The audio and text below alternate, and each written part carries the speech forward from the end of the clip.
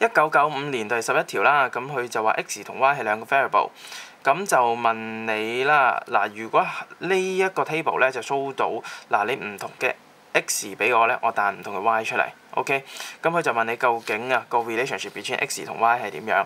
咁做呢啲問題咧，我自己咧就會睇翻個 pattern 先。嗱，我哋見到 x 越大嘅時候，係 y 係越細嘅，所以簡單嚟講，基本上冇可能係正比嘅。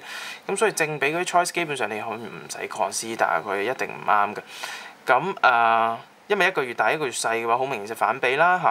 咁如果反比嘅話，佢有3個 choice。嗱，如果有3個 choice 咧係呢啲嘅話咧，嗱，我假設我係睇哇 x 比1 over 開方 y 咁樣啦，其實可以將佢寫成 x 等於 k 跟住1 over 開方 y。OK， 咁如果呢嚿嘢係代表咩咧？呢嚿嘢係可以代表x 乘翻開方 y 咧就係 k 啦，得唔得？喂，咁如果我哋攞住呢個pattern，咁其實呢度係咪可以睇到原來 x 乘 y 係等於 k 咯 ？D 呢個 choice，E 呢個 choice 係咪 x 乘 y 二次等於 k 咯？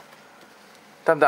嗱，我哋可以睇到呢3嚿嘢嚇，咁之後我就建議大家篤下計數機，咁睇邊個啱啦。咁篤完計數機應該咧就發現 C 係啱嘅。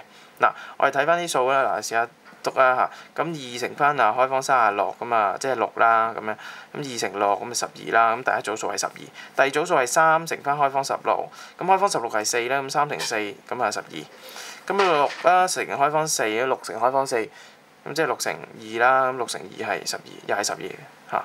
咁12嗰個數都係嘅，咁所以答案就係 C 嘅。咁其實通過呢個方法，大家會有個方向點樣去篤部機，咁發覺原來咁樣咁OK 啦。